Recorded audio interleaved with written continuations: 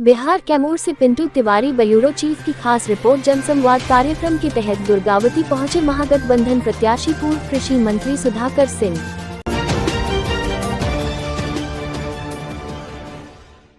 कैमूर जिले के दुर्गावती पहुंचे महागठबंधन प्रत्याशी लोकसभा क्षेत्र बक्सर सुधाकर सिंह ने कहा कि 24 वर्षों से बक्सर में बाहरी लोग चुनाव जीतकर सांसद बने और बक्सर का कोई विकास नहीं हुआ। इसका कारण है कि बाहरी लोगों को यहां के स्थानीय मुद्दों की जानकारी भी नहीं थी। वे यहां के भूगोल के विषय में जानते नहीं थे। चुनाव लड़े, जीते और चले गए, लेकिन बक्सर का विकास नहीं हुआ।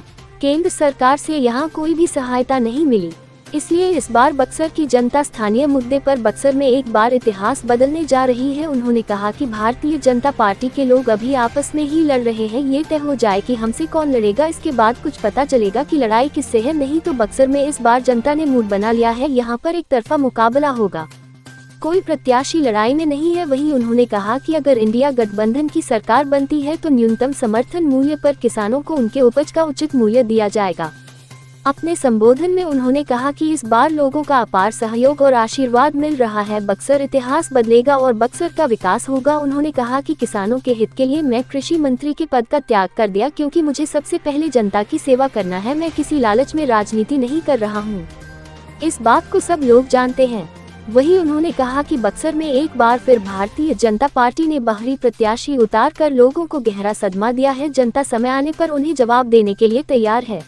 बक्सर का सबसे जो बड़ा मुद्दा है कि पिछले 24 सालों से बाहर से आयातित लोग प्रतिनिधित्व करने का जो काम किया, जो यहाँ के स्थानीय भाषा, संस्कृति और भूगोल से परिचित लोग नहीं थे, इसीलिए पूरे इलाके के विकास को ठप कर दिया।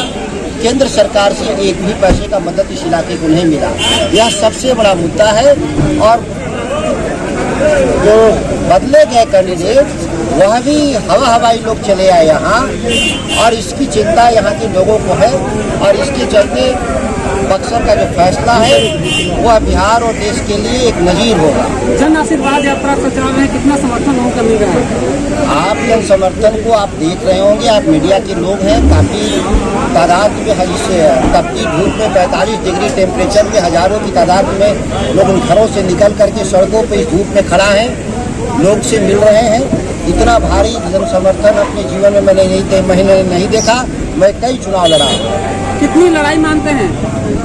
सत्या की लड़ाई तो है ही नहीं। भाजपा के 3 खड़े हैं, पहले वो तय कर लें कि कौन हमसे लड़ेगा। वो आपस में लड़ रहे हैं, मेरे से अभी नहीं लड़ रहे हैं। जब वो तय कर लेंगे तब वो लड़ाई देंगे, नहीं तो बाकी तो अभी लड़ ही नहीं रहे कोई। यहाँ एक तरफा लड़ाई है।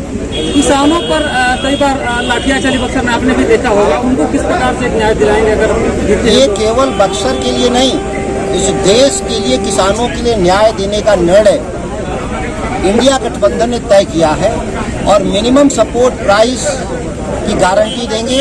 और भूमि अधिग्रहण में जो नीतीश कुमार ने इसको तोड़ ममोड़ कर बिहार के किसानों को लूटने का जो काम किया, पौने भाव में जो जमीन खरीद अधिग्रहण करने का जो प्रयास कर रहे हैं, उस वही चौसा का भी मामला है।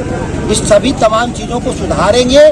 और एक बड़ी लड़ाई है जो अभी तक हम लोग पटना तक लड़ रहे हैं, इसको दिल्ली तक लड़ा ले जाएंगे।